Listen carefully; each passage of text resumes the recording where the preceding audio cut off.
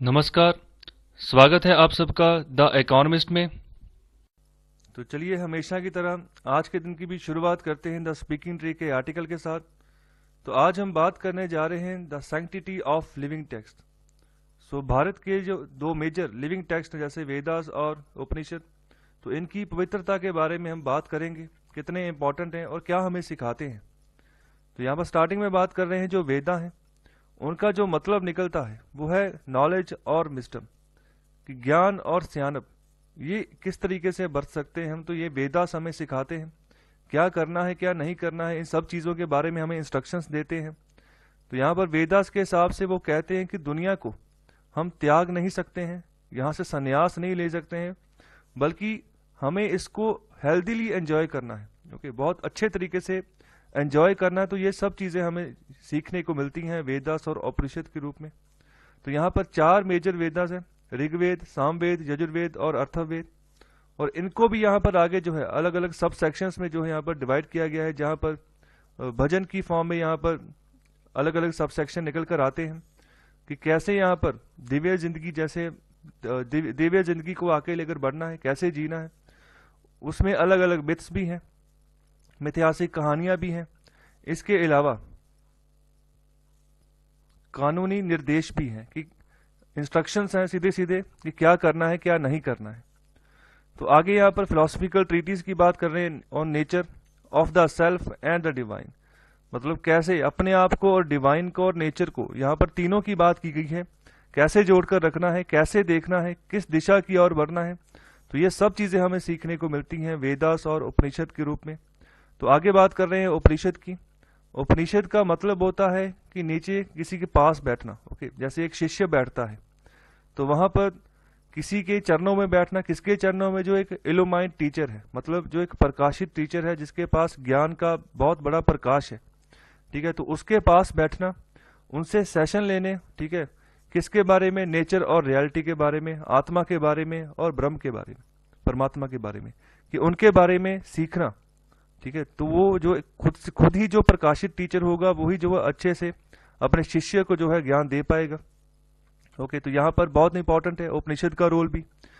तो यहाँ पर ओरिजिनली 108 उपनिषद थे, लेकिन यहाँ पर अभी के लिए 11 मेजर उपनिषद हैं जो अभी अवेलेबल है भारत में।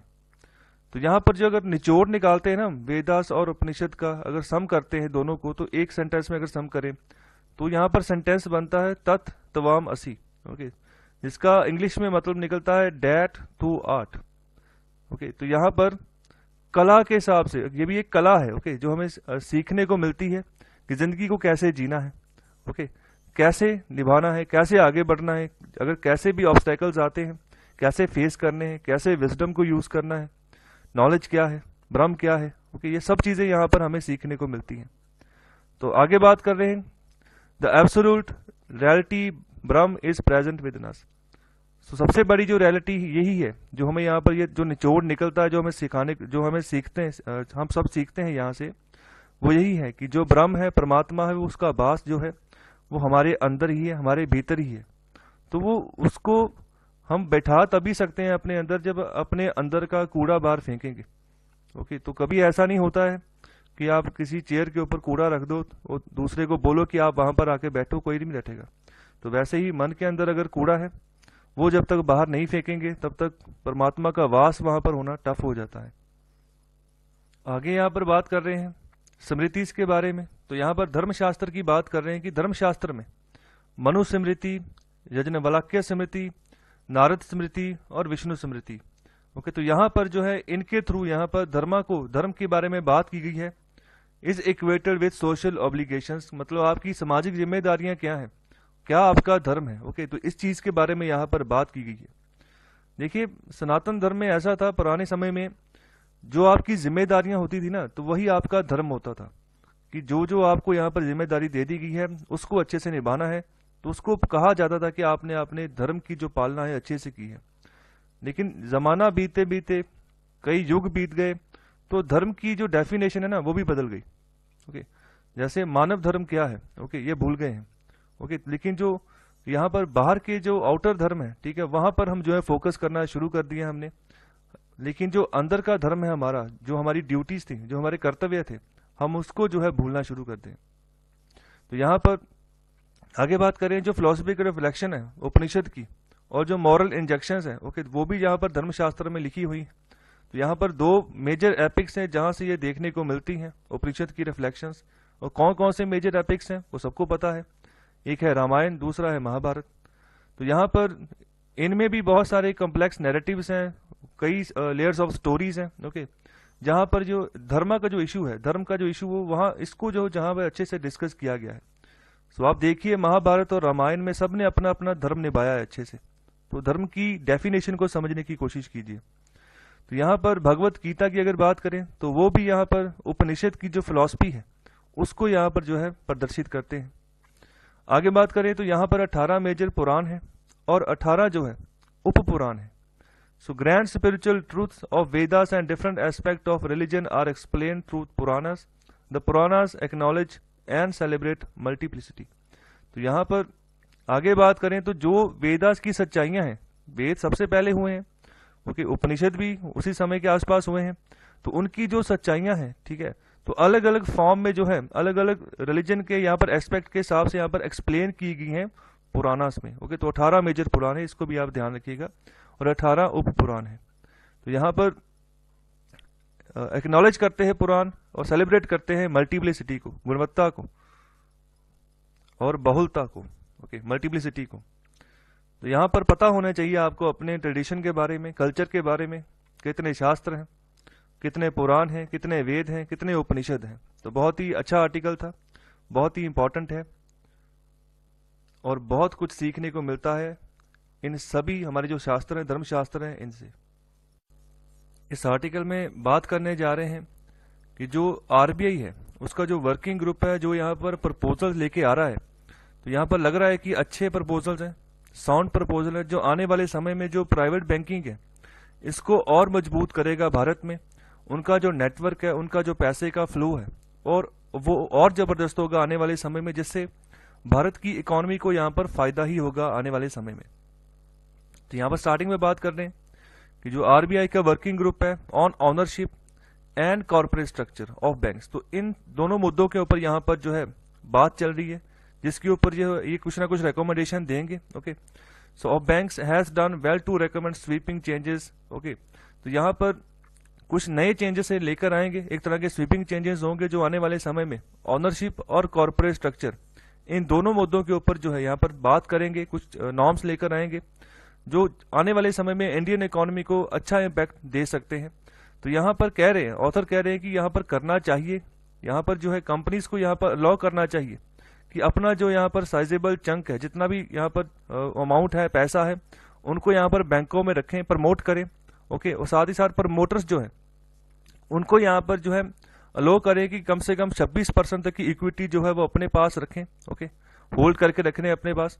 आगे बात कर रहे हैं तो यहाँ पर this opens the way for some public sector banks to increase their capital buffers by issuing additional equity. तो यहाँ पर आगे बात कर रहे हैं पब्लिक सेक्टर बैंक्स, जैसे जो सरकारी बैंक है, कि उनको भी यहाँ पर एक रास्ता दें कि वो अपना जो यहाँ पर कैपिटल, जो भी उनको यहाँ पर परेशानियां आती है ठीक है, उसको भी यहाँ पर कैपिटल को राइज कर सके ओके, अपने को जो पैसा है उसका यहाँ पर अमाउंट उसको बढ़ा सके, कैपिटल को राइज कर सके bye additional equity. Additional equity मतलब बाहर से कोई यहाँ पर पैसा रखेगा, तो कौन रखेगा? जो बाहर की कंपनीज के ऑनर्स हैं वही ओके। तो यहाँ पर that could be picked by private sector grants okay. तो वो जो पैसा रखना चाहते हैं पब्लिक सेक्टर बैंक अपने पास, तो यहाँ पर ऐसा माहौल तैयार हो सकता है कि प्राइवेट बैंक्स जो है वो पहले इसको ऑक्यूपाई कर लें ओके। तो आने वाले समय में देखो, अगर ट्रस्ट की बात करें, दो तरह के बैंक हैं, पब्लिक सेक्टर बैंक और प्राइवेट सेक्टर बैंक। तो पब्लिक सेक्टर बैंक तो बहुत ज्यादा है ओके। तो यहाँ पर प्राइवेट सेक्टर बैंक की बात करें भारत में तो गिने चुने हैं, जैसे आईसीआईसीआई बैंक है, एचडीएफसी बैंक है ओके, और थोड़े बहुत गिने चुने बैंक हैं। तो यहाँ पर अगर ट्रस्ट की बात करें, अगर सही इकोनॉमिक कंडीशन की बात करें तो वो प्राइवेट सेक्टर बैंक्स की है। अगर बात करें पब्लिक सेक्टर बैंक्स की तो उनकी इकोनॉमिक कंडीशन सही नहीं है, चाहे बड़े से बड़ा बैंक है, चाहे छोटे से छोटा बैंक है। तो वहां पर सरकार मर्जर कर रही है, एक के बाद एक मर्ज कर रही है बैंकों को, कि इनकी जो यहाँ पर दिवालिया ना हो जाए आने वाले समय में, ऐसा ना हो कि पैसे का सर्कुलेशन ही, लिक्विडेशन ही खत्म हो जाए। हालांकि सरकार इसमें एडिशनल पैसे देती रहती है खुद से, जो हमारा टैक्स का पैसा है वो बैंकों को ऐसे ही बांट देती है कि इनका जो है फिस्कल बैलेंस ना बिगड़ जाए। तो यहाँ पर अगर प्राइवेट सेक्टर की बात करें, अगर यहाँ पर बाहर से कोई इन्वेस्टमेंट आती है तो सरकार का इसमें कोई खास इन्वॉल्वमेंट नहीं होता है। तो यहाँ पर इन्वॉल्वमेंट क्या है, यहाँ पर आरबीआई की इन्वॉल्वमेंट है, वो भी एक पॉलिसी, एक रास्ता दिखाना है बस, कि हाँ आप सहमत हैं कि नहीं सहमत है। जैसे last time Lakshmi Vilas bank था, उसका स्टेक, सारा का सारा स्टेक खरीद लिया था एक सिंगापुर के बैंक ने। तो यहाँ पर उसी मुद्दे के ऊपर यहाँ पर वर्किंग ग्रुप जो है बैठक चल रही है। ओके, तो यहाँ पर प्रपोजल जो है यहाँ पर लेकर आने वाले हैं कि हाँ हम अलाउ करेंगे ऐसे स्टेक परचेज को या नहीं। ओके, तो यहाँ पर यही चीज, इन्हीं मुद्दे के ऊपर आगे जो है यहाँ पर विस्तार में बातें की गई हैं।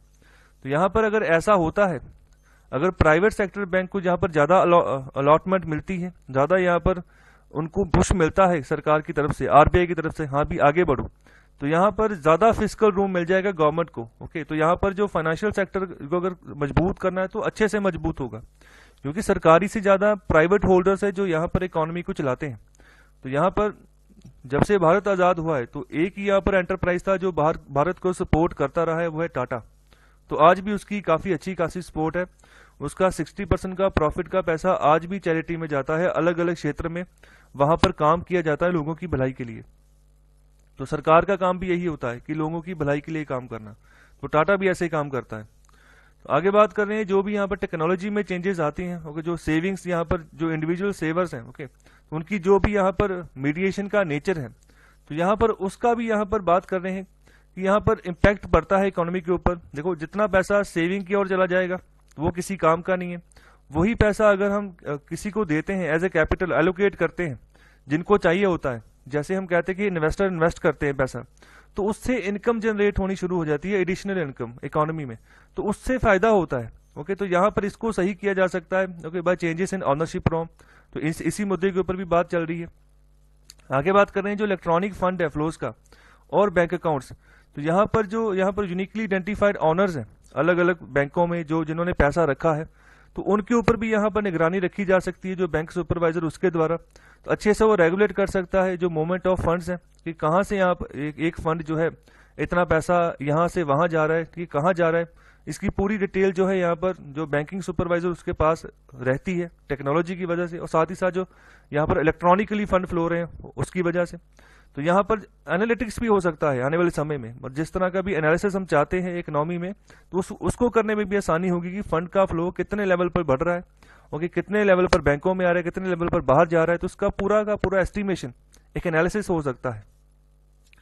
आगे यहाँ पर बात कर रहे हैं कि अगर हम किसी भी यहाँ पर पार्टी ट्रांजैक्शन की बात करें किसी बैंक के द्वारा, जो कि यहाँ पर किसी इंडस्ट्रियल हाउस के द्वारा यहाँ पर कंट्रोल किया जाता है, किसी प्राइवेट अदारे का यहाँ पर बैंक है, तो उसके लिए अगर 15 साल पहले बात करें तो बहुत टफ होता था कि ऐसी ट्रांजैक्शन करनी बड़े पैमाने पर। तो अभी के लिए ये सब कुछ यहाँ पर आसान हो गया है, क्योंकि यहाँ पर टेक्नोलॉजी आ गई है, और साथ ही साथ और भी बहुत सारे अदारे हैं जो यहाँ पर आके जुड़े हैं अलग अलग प्रोजेक्ट्स में, जो यहाँ पर इन्वेस्ट करते हैं, इंफ्रास्ट्रक्चर को यहाँ पर डेवलप करते हैं। तो यहाँ पर सबसे पहले बात की जा रही है नॉन बैंकिंग फाइनेंस कंपनीज की, जिनको शॉर्ट फॉर्म में हम एनबीएफसीज बोलते हैं। तो यहाँ पर ये बैंक नहीं होते, लेकिन ये फाइनेंस करते हैं जो भी यहाँ पर इंफ्रास्ट्रक्चर प्रोजेक्ट्स चल रहे होते हैं उनको, जो कि वो चलते रहें, उनका काम बंद ना हो।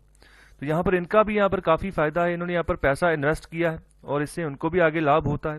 तो इसी के चलते आगे जो डेट मार्केट है, कॉर्पोरेट डेट मार्केट, ये भी बढ़ रही है, आगे ग्रो कर रही है, नए डायनामिक्स यहाँ पर क्रिएट कर रही है, okay, in the mediation of savings. So corporate debt market यहाँ पर जितनी इसकी सिचुएशन अच्छी होगी, उतना जो है इकोनॉमी में पैसे का फ्लो भी अच्छा होगा। तो यहाँ पर सीधे सीधे यहाँ पर जो है डेट इशू होता है, डेट इंस्ट्रूमेंट इशू होता है, ओके, किसी भी कंपनी की तरफ से, ओके, तो यहाँ पर कर्जा लिया जाता है इन्वेस्टर्स से, शेयर होल्डर से, कंपनी के द्वारा, ओके, तो इस बाद में उसी पैसे को खर्च किया जाता है जिस काम के लिए, जिस भी काम के लिए वो पैसा जो है इकट्ठा होता है कंपनी में। आगे यहाँ पर बात कर रहे हैं और भी जो फिनटेक इंडस्ट्री है, ओके, जो छोटी छोटी यहाँ पर पेमेंट एजेंसीज हैं, ठीक है, वो भी यहाँ पर एमर्ज हो रही हैं, आगे बढ़ रही हैं, आने वाले समय में और बढ़ेंगी, क्योंकि इलेक्ट्रॉनिकली जो फंड ट्रांजैक्शन है इसको बूस्ट मिलना शुरू हो गया है। तो यहाँ पर और आगे इसका जो पसारा है वो बढ़ेगा, फैलेगा। और भी यहाँ पर आगे बात कर रहे हैं कि कुछ यहाँ पर जो पॉसिबली डिसरप्टिव चेंजेस हैं, ठीक है, वो हो सकता है कि आने वाले समय में और आए इसमें। तो यहाँ पर भारत के लिए ये एक तरह का वेलकम है, okay, India's regulatory framework is keeping pace, कि हमारा जो रेगुलेटरी फ्रेमवर्क जैसे आरबीआई तैयार करता है कि कैसे किसको आने देना है किसको नहीं आने देना है, तो उसको हम एक पेस दे रहे हैं बाहर की मार्केट्स को भी, और इंडिया में भी पेस दे रहे हैं कि हाँ पैसे का फ्लो जो है उसको आप अच्छे से कर सकते हो, सही तरीके से पॉलिसी बना रहे हैं, रेगुलेशन कर रहे हैं, तो यहाँ पर एक अच्छी बात है। आगे बात कर रहे हैं यहाँ पर जो आरबीआई की रेडीनेस है कि जो यहाँ पर लक्ष्मी विलास बैंक को हैंड ओवर कर देना है सिंगापुर बेस्ड डीबीएस बैंक को, तो यहाँ पर ये भी तैयार है कि हाँ बिल्कुल सही है, क्योंकि बेशक बाहर का बैंक है, कोई बाहर का जैसे सिंगापुर बाहर का मुल्क है, उसका डीबीएस बैंक है, तो वो यहाँ पर लक्ष्मी विलास बैंक को खरीद रहा है, जो कि यहाँ पर चेन्नई तमिलनाडु में बेस्ड बैंक है भारत में। इसकी 560 ब्रांचेज हैं भारत में, तो ये सारा का सारा स्टेक खरीदेगा। तो यहाँ पर खरीदने की नौबत तभी आती है किसी को जब उसकी जो फाइनेंशियल सिचुएशन खराब हो। तो यहाँ पर बेसिकली भारत सरकार क्या करती है, भारत सरकार जो भी सरकारी बैंक है अगर उनकी सिचुएशन खराब है तो उनको खुद से पैसा दे देती है 2.5 लाख 3 लाख करोड़, तो वो हमारी टैक्स मनी से जाता है। लेकिन यहाँ पर भारत सरकार ने कोई पैसा खर्च नहीं किया है, यहाँ पर आरबीआई ने सिर्फ रेगुलेशन देनी है, परमिशन देनी है या नहीं देनी है कि बाहर का कोई बैंक यहाँ पर हमारा बैंक खरीद सकता है कि नहीं खरीद सकता। बेशक वो लक्ष्मी विलास बैंक अभी बाहर का हो जाएगा, लेकिन उसकी ब्रांचेस इंडिया में चलती रहेंगी। ओके, उसकी मतलब एक तरह के पुनर्जन्म हो जाएगा लक्ष्मी विलास बैंक का, तो दोबारा नए पैमाने पर पैसा जो है यहाँ पर इकोनॉमी में फ्लो होगा। अभी उस पैसे को जब फ्लो करेगा वो सिंगापुर का डीबीएस बैंक करेगा। ओके, लेकिन उसके साथ भारत को फायदा ही है, भारत की इकोनॉमी में राइज ही होगा।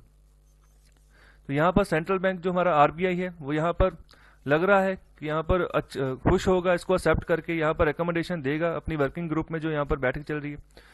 सो यहाँ पर वर्किंग ग्रुप जो है उसने यहाँ पर लिबरलाइज किया है कंडीशंस को for non banking finance company to convert to a bank. Okay, so NBFC ये कोई बैंक नहीं होते हैं, तो यहाँ पर जो कंडीशंस होती हैं बैंक बनने के लिए उसको यहाँ पर सही किया गया है। ओके, और साथ ही साथ यहाँ पर जो मिनिमम इक्विटी है, मतलब एक मिनिमम इक्विटी लेवल होता है जो एक बैंक बनने के लिए आपको चाहिए होता है, यहाँ पर वो आपको चाहिए ही चाहिए। ओके, वो कंडीशन आपको यहाँ पर पूरी करनी है। आगे बात कर रहे हैं जो पेमेंट बैंक, मुझे आप एग्जाम्पल दीजिए नॉन बैंकिंग फाइनेंस कंपनी की एक एग्जाम्पल कमेंट बॉक्स में दीजिए, और साथ ही साथ पेमेंट बैंक क्या होते हैं इनकी भी एक एग्जाम्पल मुझे आप कमेंट बॉक्स में दीजिए। तो उनको भी यहाँ पर पेमेंट बैंक को भी सरकार चाहती है कि बैंकों में कन्वर्ट किया जाए आने वाले समय में, तो ये भी एक अच्छा डेवलपमेंट है।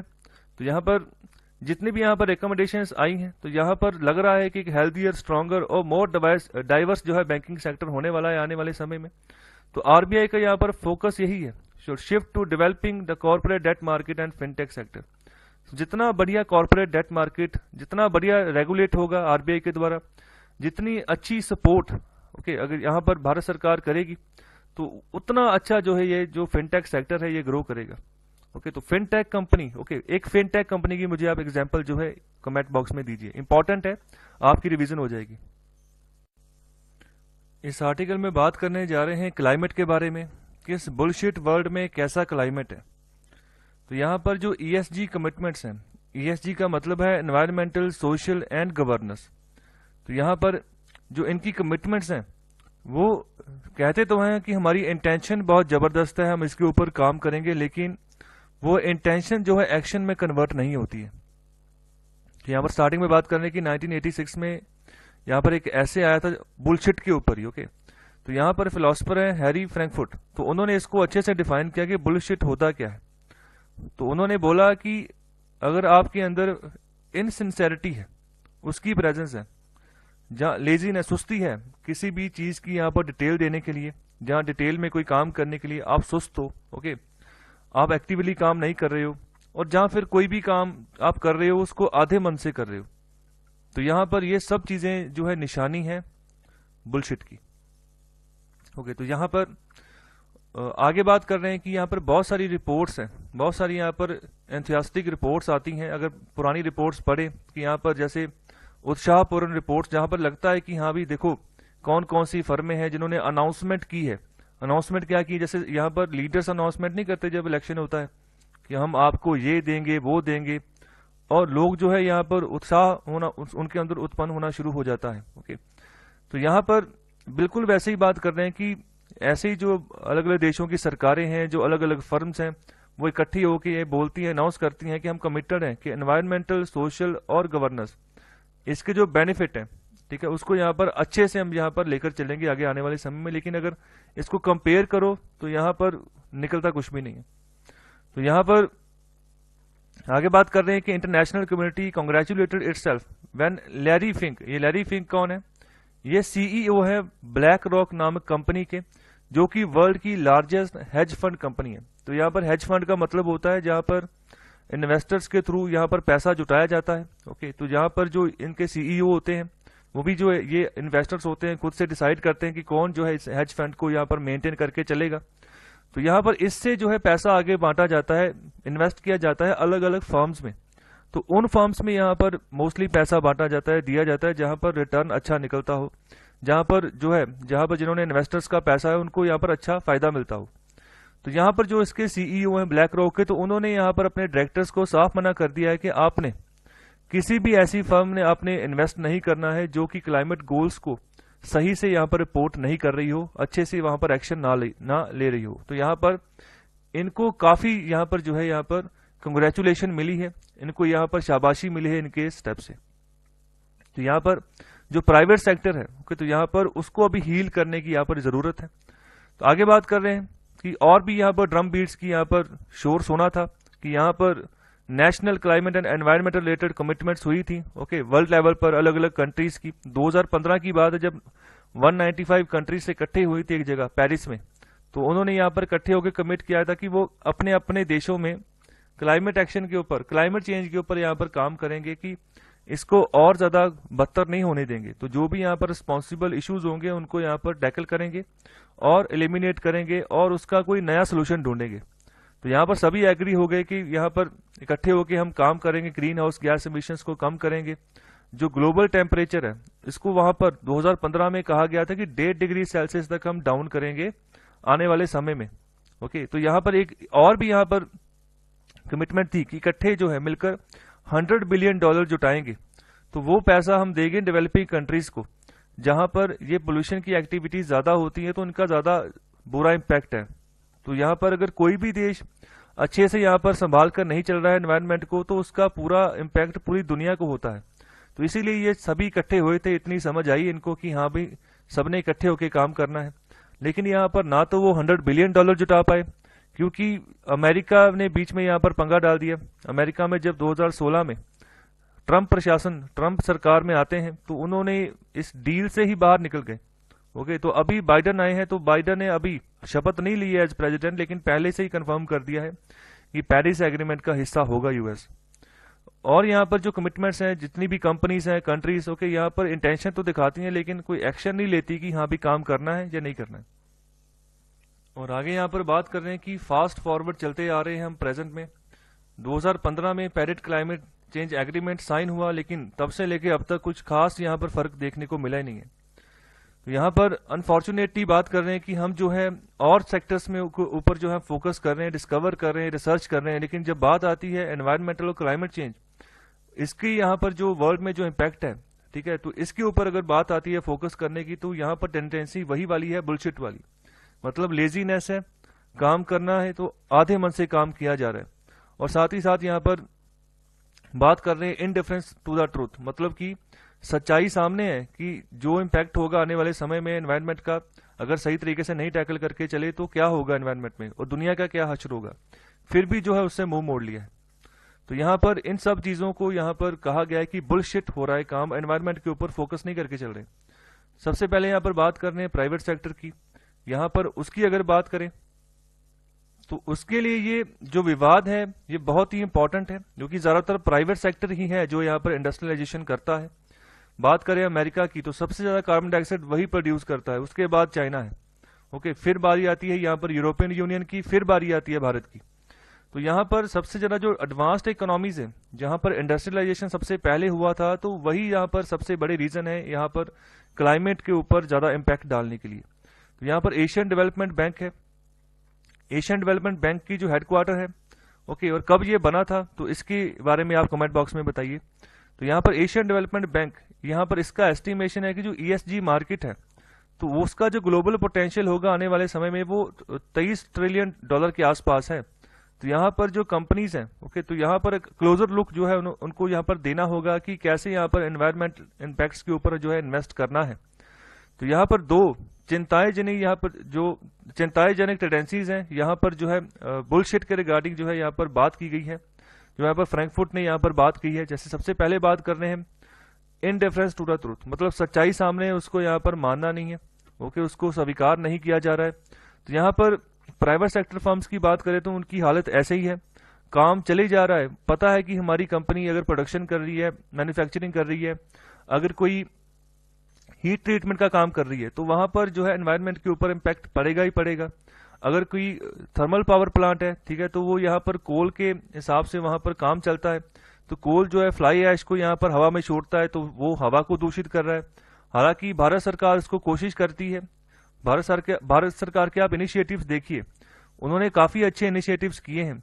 उसी फ्लाई ऐश को जहाँ तो कंस्ट्रक्शन एक्टिविटीज में यूज करने के लिए उसका जो है एग्रीगेट बना रहे हैं, जैसे सीमेंट है उसको रिप्लेस करेंगे आने वाले समय में फ्लाई ऐश से बना हुआ एग्रीगेट, ओके। तो जहाँ फिर उसको सड़कों में इस्तेमाल किया जा रहा है, तो कोई ना कोई रिसर्च भारत जो है करता रह रहा है, ओके। तो मतलब कैसे पोल्यूशन एक्टिविटीज को कम करें। तो हम जो जैसे हमने इंटरनेशनल सोलर अलायंस, उसका हेडक्वार्टर भी इंडिया में है, तो भारत रीन्यूएबल एनर्जी सोर्सेज के ऊपर फोकस कर रहा है, काफी अच्छे से काम कर रहा है। लेकिन बात करें बाकी दुनिया की तो वो यहाँ पर अच्छे से यहाँ पर फोकस नहीं कर रहे हैं। आगे बात कर रहे हैं यहाँ पर जो हेले स्टीवनसन है, तो यहाँ पर जून 2020 में उनका एक पेपर आया, रिसर्च पेपर, जिसका नाम था reforming global climate governance in an age of bullshit. तो यहाँ पर भी यही जो टेंडेंसीज हैं इनको डिस्कस किया है, जो हम अभी जो है डिस्कस कर रहे हैं, फार्म्स के बारे में, उनके नेचर के बारे में, और उनकी यहाँ पर जो है काम करने का जो इंटेंशन है उसके बारे में। तो यहाँ पर जो अगर मैं बात करूँ रिसर्च पेपर की, तो यहाँ पर बहुत बढ़िया बात है, ऐसी आदत आप भी डेवलप करिए अपने अंदर कि रिसर्च पेपर लिखने शुरू करें, ओके। जितने आप बढ़िया रिसर्च पेपर लिखेंगे उतना आपका जो माइंड है वो डेवलप होगा, ओके। इसमें थोड़ी बहुत आपको कठिनाइयां का सामना करना होगा आने वाले समय में, कई बार दिक्कतें आती हैं, लेकिन लगे रहो, अच्छे रिसर्च पेपर पब्लिश करो अच्छे जर्नल्स में, तो काफी आगे बढ़ोगे।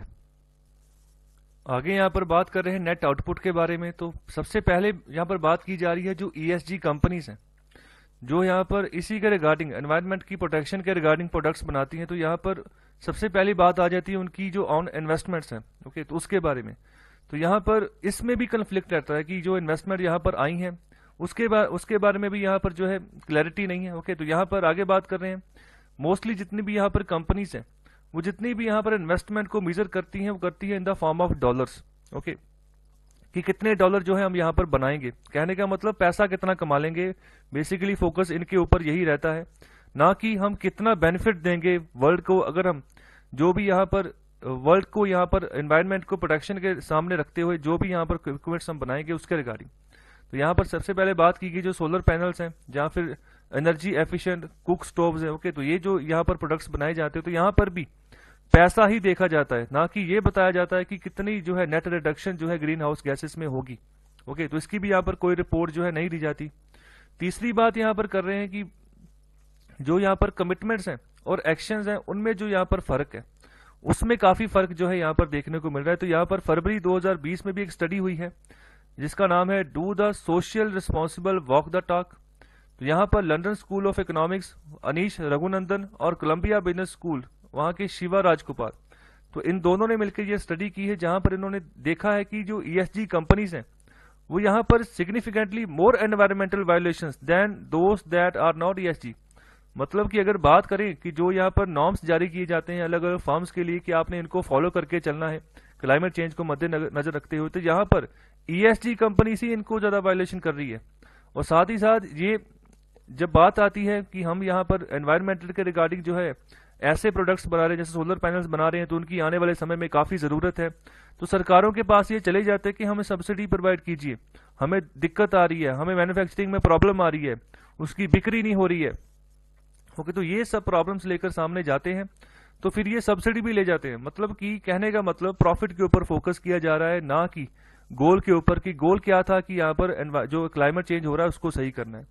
इसके अलावा जो दूसरा एट्रीब्यूट है बुलशिट का, तो यहाँ पर इनसिंसेरिटी की बात की जा रही है एंड सेल्फ डिल्यूजन, मतलब कि कोई रिस्पॉन्सिबिलिटी नहीं है, सिंसेरिटी कुछ नहीं है, ओके। तो अपने आप का यहाँ पर जो है सोचा जा रहा है।